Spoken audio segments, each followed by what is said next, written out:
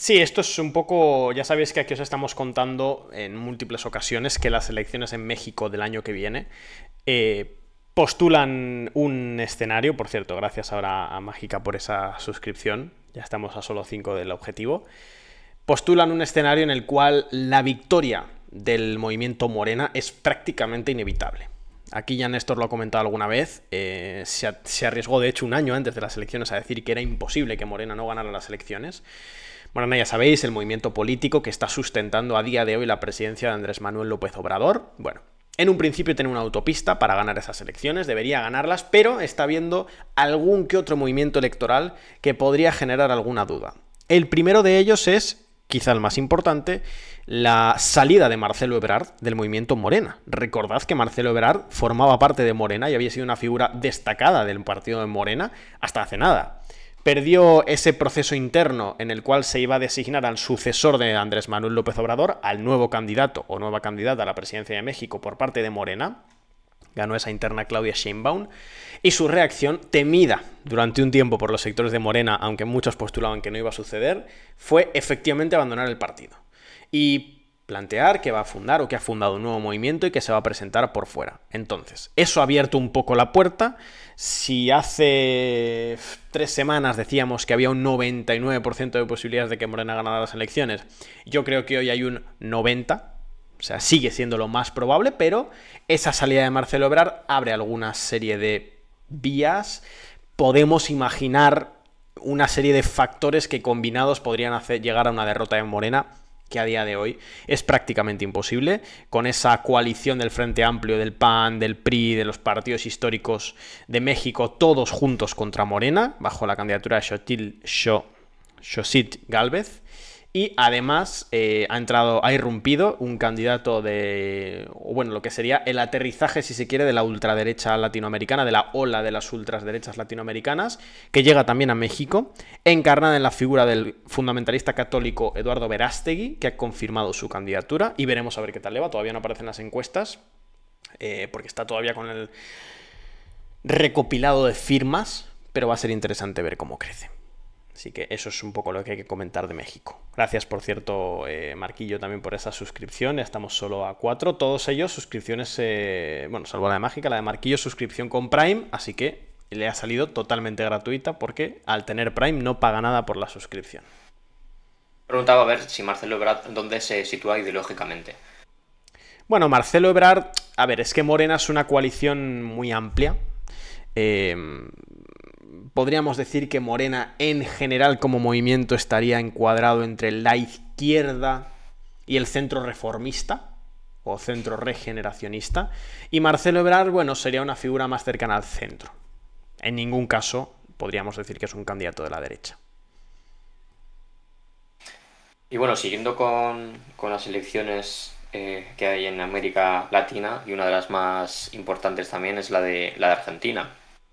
Que veo por aquí, en una de esas encuestas que se publican, que Unión por la Patria recibiría el 30,6%, el Juntos por el Cambio 24,8%, la Libertad Avanza el 34,2%. Así que, bueno, yo no soy muy enterado de esta región, pero veo que Milei sigue con bastante fuerza, ¿no? en Argentina. Sí, ha habido múltiples encuestas en Argentina. Ya sabéis que las encuestas en América Latina hay que tener mucho cuidado porque vienen fallando estrepitosamente y porque además tienen unos muestreos muy pequeños y por tanto es difícil tomarlas en serio en muchos casos, pero sí pueden marcar alguna tendencia. La tendencia general, esta es una, pero hay varias que marcan un poco lo mismo. La tendencia general es que después de las elecciones PASO, esas primarias argentinas que comentamos hace pues cerca de un mes, en las que ya sabéis que Javier Milei, el candidato anarcocapitalista, quedó en primera posición con 29, algo por ciento de los votos. En segunda posición quedó Patricia Bullrich, la representante de Juntos, bueno, quedó Juntos por el Cambio, dentro del cual ganó la interna Patricia Bullrich, que sería un poco la coalición de la derecha tradicional, la derecha antiperonista argentina clásica. Y en tercer lugar, con un 27%, Unión por la Patria, cuyo candidato presidencial es Sergio Massa, el peronismo. Esto nos dibujaba de manera clarísima el escenario de tercios que aquí habíamos vaticinado en muchas ocasiones, en las cuales íbamos a ir a una elección presidencial en la que en la primera vuelta los tres espacios políticos tendrían más o menos posibilidades similares de avanzar a una segunda vuelta. A día de hoy lo que marcan todas las tendencias es que después de las PASO el voto antiperonista se habría concentrado y el voto impugnatorio se habría concentrado todavía más en torno a Javier Milei, que estaría casi seguro en la segunda vuelta, que el peronismo habría sostenido un caudal de voto y habría movilizado en parte a un voto peronista dormido que no habría ido a votar en esas elecciones primarias por considerarlas de medio término o no verlas tan importantes, y que Juntos por el Cambio, la derecha tradicional, se habría de alguna forma deshinchado en favor de la candidatura de Javier Milei. Entonces, lo que marcan a día de hoy las tendencias electorales en Argentina, las encuestas, es que hay dos escenarios posibles. El primero, por posibilidades, sería una segunda vuelta que tendría lugar. Recordad que esta primera vuelta es en octubre, la segunda vuelta tendría lugar en noviembre. Una segunda vuelta entre Javier Milei, que quedaría primero, y Sergio Massa, que quedaría segundo. Entre la ultraderecha, el anarcocapitalismo, como lo queramos llamar, y por otro lado, el peronismo, Unión por la Patria, Sergio Massa. Y que en todas estas encuestas, Juntos por el Cambio, la derecha tradicional, Patricia Bullrich, se quedaría fuera del balotaje. Y hay un segundo escenario posible, menos, pero posible, que es la victoria en primera vuelta de Javier Milei. Es decir, que Javier Milei sea el presidente de Argentina sin tener que acudir a la segunda vuelta. Para esto tienen que darse dos escenarios, o pueden darse uno de los siguientes dos escenarios. Primero, que Javier Milei obtenga más del 45% de los votos en primera vuelta, esto parece muy difícil, o, y este sí que es algo probable, que Javier Milei alcance el 40% en las elecciones en primera vuelta y que el segundo clasificado, Sergio Massa o Patricia Bullrich, no lleguen al 30%. O sea, que la diferencia entre Milei y el segundo clasificado sea de 10 puntos. Según el sistema electoral argentino, si un candidato supera los 40 puntos y saca 10 puntos de ventaja con el segundo clasificado, no hace falta segunda vuelta. Así que en general lo que podemos comentar de esta noticia es que los escenarios posibles en Argentina ahora mismo, los más probables, son segunda vuelta Milei-Massa, y ahí habría que ver si el voto a Bullrich es orgánico o no, y segunda opción más probable, una victoria en primera vuelta de Javier Milei. Eso es lo que tenemos y será en octubre y lo comentaremos. Luego pasamos a otra potencia o al regional, que es Brasil.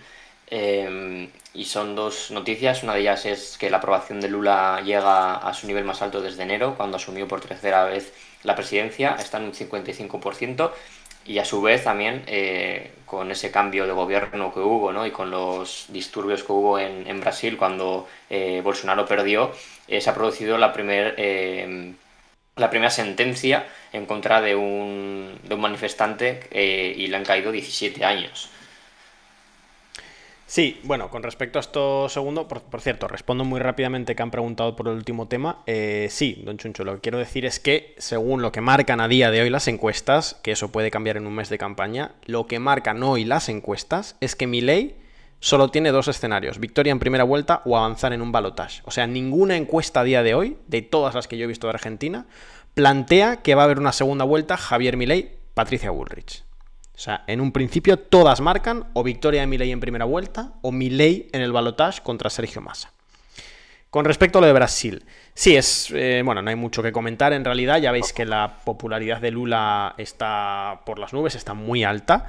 Y esto tiene que ver, bueno, ya sabéis que la campaña contra Bolsonaro aupó a Lula, que ganó las elecciones con menos contundencia de lo que se esperaba, que sus primeros meses de gobierno, tanto en lo nacional como en lo internacional, están siendo bastante favorables para su propia imagen, y que además está teniendo, cuidado con esto, una imagen o una postura política mucho menos confrontativa.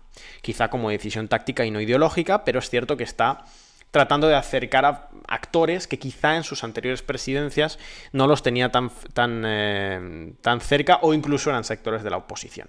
Entonces se mezcla una gestión que parece que está siendo buena, positiva para su imagen al menos, una buena gestión internacional y una ampliación de las alianzas, que por cierto, ojo, eso también te conlleva a una moderación en la agenda.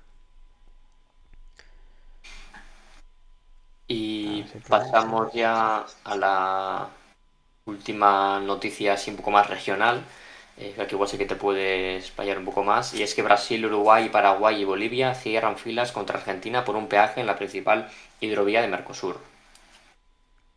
Sí, esta cuestión de la hidrovía es muy curiosa, ¿no? Ya sabéis, ahí habéis escuchado el titular. Brasil, Uruguay, Paraguay y Bolivia. De aquí hay 2 países que son aliados ideológicos de Argentina, 3, si se quiere incluso. Y luego está Uruguay, que aunque sea un gobierno actualmente de la derecha latinoamericana, no es un gobierno como podría ser el de Bolsonaro. Lo que está sucediendo es... el tema de la hidrovía siempre, no me quiero meter mucho en materia porque no quiero patinar mucho, es un tema complejo, pero bueno, la hidrovía es por donde pasan, por ejemplo, barcos de mercancía, y claro, por una cuestión geográfica, esos barcos tienen que atravesar Paraguay, tienen que atravesar Uruguay, tienen que atravesar Argentina, tienen que atravesar Brasil, o sea, están todos esos países involucrados. Argentina habría, esto es un debate, yo cuando vivía en Argentina me daba cuenta, ¿no? Cada tanto salía el tema y había como un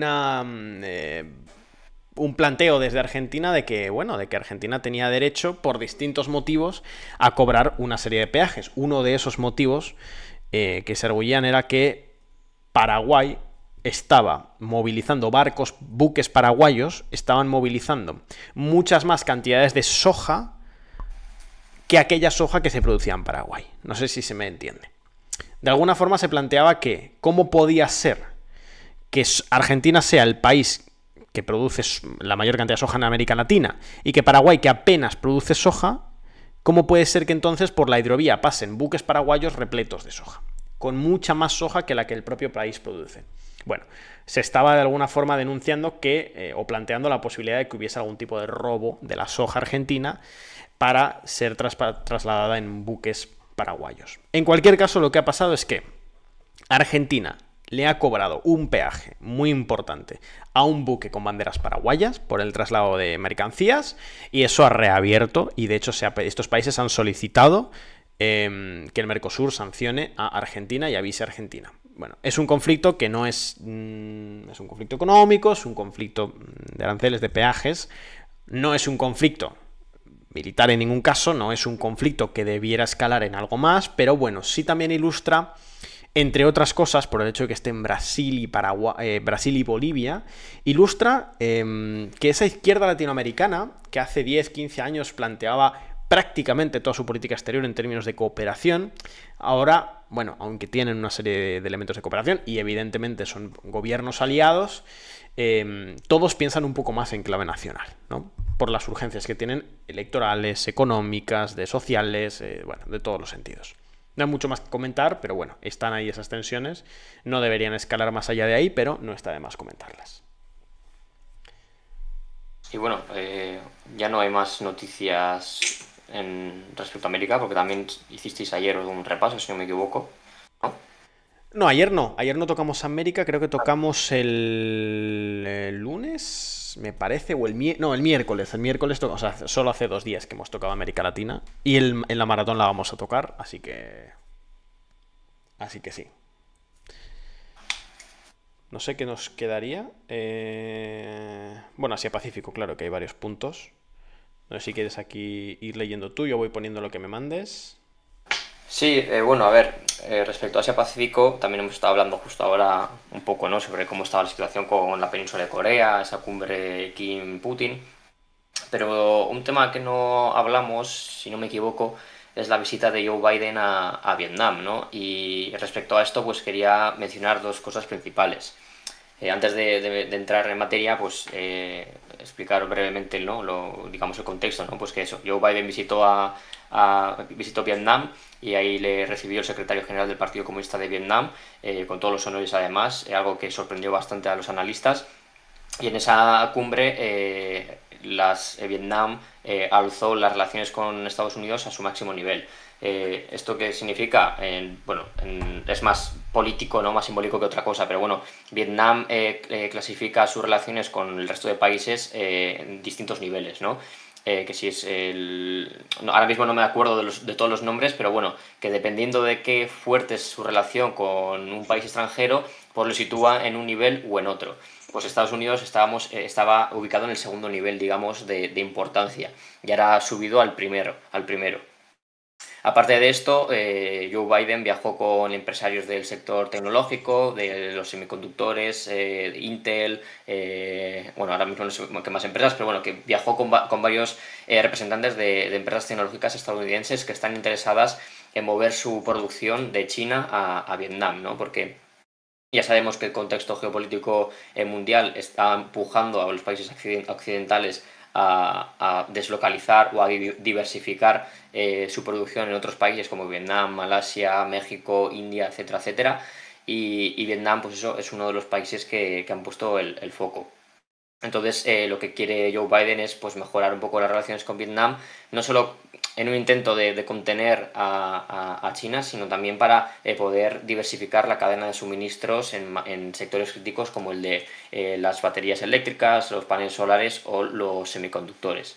Entonces, ese es uno de los objetivos que tenía Estados Unidos. También se han firmado contratos millonarios en varios sectores, pero bueno, que eso tampoco, digamos, ahora no importa demasiado porque lo más importante es el tema, la cuestión política. Eh, entonces, ¿cuáles son los dos puntos que me gustaría remarcar, ¿no? de esta visita? En primer lugar, que alguien ha comentado justo antes por el chat, Vietnam no va a entrar en ningún bloque de contención contra China. Sí que es verdad que Vietnam y China tienen abierta una disputa en en el mar Meridional y eso ha provocado que Vietnam tenga que reforzar sus relaciones con Corea del Sur, con India, con Filipinas, con Estados Unidos, pero eso no quiere decir que Vietnam vaya a participar en ningún bloque de confrontación pura y dura contra China. Es decir, no va a tomar medidas como las ha tomado la administración Biden contra Pekín. Y eso es por dos motivos principales. Primero, porque la ubicación geográfica literalmente es el vecino del norte y no es igual poner sanciones o adoptar una posición mucho más agresiva contra un país cuando lo tienes cuando tienes una frontera de decenas de kilómetros o cuando lo tienes a miles de kilómetros de distancia, ¿no? Evidentemente, es mucho más complejo, digamos, comportarse con una potencia como China cuando la tienes justo, digamos, cuando tienes frontera con ella, digamos. Entonces, evidentemente por cuestiones geográficas y por cuestiones también económicas, Vietnam nunca va a querer enfadar a China más de lo que podría hacerlo ahora. Y la segunda cuestión es porque al final Vietnam, el sistema político de Vietnam es muy parecido al de China, ¿no? Y Vietnam siempre va a desconfiar un poco de Estados Unidos, porque es posible que en un futuro Vietnam también sea objeto de las sanciones estadounidenses o de la retórica estadounidense, ¿no? Porque cabe recordar que hasta hace no mucho se celebró la cumbre de la democracia por Estados Unidos y al final en la narrativa de derechos humanos, de democracia, de libertades individuales, etcétera, etcétera, choca bastante, ¿no? con el sistema político que hay en Vietnam. Entonces, al fin y al cabo, Vietnam tampoco quiere estar alineado totalmente con una potencia, Estados Unidos, que en cuanto a valores tiene una opinión bastante diferente, ¿no? a la del Partido Comunista Vietnamita. Y el segundo punto a destacar con esta cumbre es que ese proceso de diversificación y de risking, que se dice ahora, ¿no? que se conoce como de risking, avanza, pero tiene muchos matices que hacen que ese proceso sea muy lento y muy costoso. Por un lado, sí que es verdad que hay sectores en los que la inversión extranjera en China ha disminuido, en los que se está moviendo la producción a otros países, en la que se intenta buscar otros proveedores que no sean chinos, etcétera, etcétera. De hecho, no sé si Edu puedes poner la gráfica que te he pasado, el sector de los semiconductores es un claro ejemplo de ello, ¿no? Debido a esos controles a las exportaciones que ha impuesto Estados Unidos, la inversión en el sector de semiconductores de China ha disminuido drásticamente, ¿no? De hasta el 1%, ¿no? La inversión extranjera que se dirige a China en el sector de los semiconductores representa en 2022 un 1%, cuando en 2018 representaba más del 45%. Evidentemente eso es bastante significativo y demuestra que sí que es verdad que esa diversificación se está produciendo, al menos en ciertos sectores. También una de las gráficas que vais a ver ahí, vemos como países como Malasia, Vietnam, Indonesia, India, en esta gráfica de aquí, están recibiendo mucha más inversión extranjera. Y eso se debe precisamente a que muchas empresas occidentales están diversificando su producción. Antes se dirigía a China, pues ahora se dirige a México, por ejemplo, en Estados Unidos. Y en México ahora se producen múltiples cosas que antes se hacían en China, ¿no? Y además Estados Unidos, pues eso, además de evitar esa, digamos, confrontación geopolítica con China, pues también puede ubicar esa producción en países más cercanos a sus fronteras. Vemos como la inversión en China ha disminuido drásticamente y como la inversión en otros países ha aumentado por este tema que comentaba. Pero por otro lado, este proceso de diversificación está, como ya he dicho, tiene sus problemas, sus obstáculos y sus costes, ¿no? El primero de ellos es ese, el coste, ¿no? Mover la producción de un país como China, ¿no? Que tiene una infraestructura bastante desarrollada y bastante avanzada a otros países que igual los tienen mucho menos, pues es complejo y lleva dinero, ¿no? Porque al final la producción se movió a China no solo porque había mano de obra abundante y porque esa mano de obra era barata, sino porque había un ecosistema infraestructural, empresarial y político que permitía, ¿no? la creación de esas empresas, el desarrollo de esas empresas. Pero hay otros países que no tienen esas infraestructuras como tiene China, ¿no? Sin ir más lejos, Vietnam, por ejemplo. Vietnam tiene unas infraestructuras mucho más precarias que las que tiene China. Y el sistema o el ecosistema empresarial pues puede ser peor que lo que tiene China. Entonces, mover esa producción, además por cuestiones obvias, ¿no? de invertir en otro país, pues tiene un costo bastante elevado que muchas empresas pues quizás no quieran dar el paso todavía, al menos todavía. El segundo punto que obstaculiza este proceso de risking o diversificación es que China es un país, una potencia económica que ha conseguido ubicarse en el centro de digamos, de la red manufacturera global, ¿no? China es una potencia manufacturera que produce múltiples insumos básicos, por ejemplo, y muchos productos tecnológicos, textiles, bueno, todo lo que os podéis imaginar, ¿no? Siempre se nos viene a la mente que China es la fábrica del mundo. Entonces, por mucho que China o que países occidentales muevan la producción de sus empresas a países como Vietnam, es posible que sigan utilizando proveedores chinos y es posible que incluso Vietnam incremente las importaciones desde China, ¿no? Y ahí podemos ver un ejemplo en esta gráfica justo. Polonia ha aumentado su producción y sus exportaciones de baterías pues para coches eléctricos y demás a países como la Unión Europea. Pero, a su vez, Polonia también ha aumentado las importaciones desde China para poder producir esas baterías.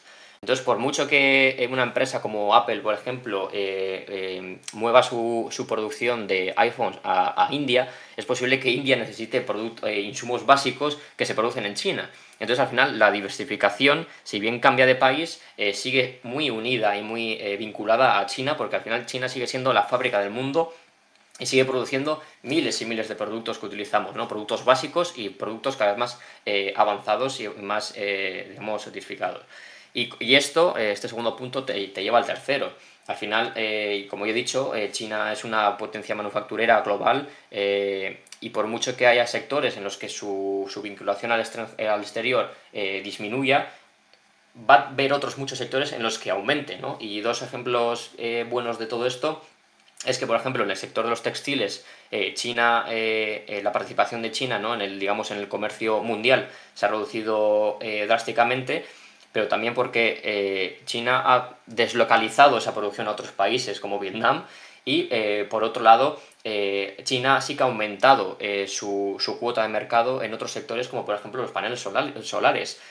China tiene una influencia enorme en toda la cadena de suministro de los paneles solares, ¿no? Desde la producción, del diseño, hasta el ensamblaje, hasta la construcción, ¿no? Entonces, sí es que es verdad que igual en algunos sectores esa influencia de China o ese peso de China disminuye, pero mientras tanto en otros aumenta. Entonces, tengo aquí el dato, un segundo. en la chuleta, la, eso, el nivel, ¿no? China representa el 31% del valor agregado manufacturero global, y es un porcentaje que no ha cambiado mucho a lo largo de los años, ¿no? Solo que se transforma, ¿no? O se reubica en otros sectores mucho más avanzados, que es lo que busca también Pekín y lo que busca evitar Estados Unidos. Entonces, con lo que quiero decir con esto es que ese proceso de diversificación en países como Vietnam, ¿no? que va al hilo de la cumbre que ha habido entre Joe Biden y el secretario general del Partido Comunista de Vietnam, avanza, pero avanza lento y de forma igual costosa, ¿no? Entonces, cuando la Unión Europea, cuando Washington habla de este proceso de diversificación, lo que no pueden hacer tampoco es hacerse trampas al solitario, como se dice, y intentar conseguir que esa diversificación se produzca a corto plazo o en unos años, y eso es imposible, ¿no? Porque China ha conseguido tener un peso enorme en toda la cadena de suministro global y en toda la red manufacturera global. Entonces, es más complicado, ¿no? que decir hay que diversificar nuestros proveedores o nuestra producción que todo eso. Entonces, bueno, este es un poco el resumen y las dos cosas que quería comentar sobre la cumbre de Vietnam.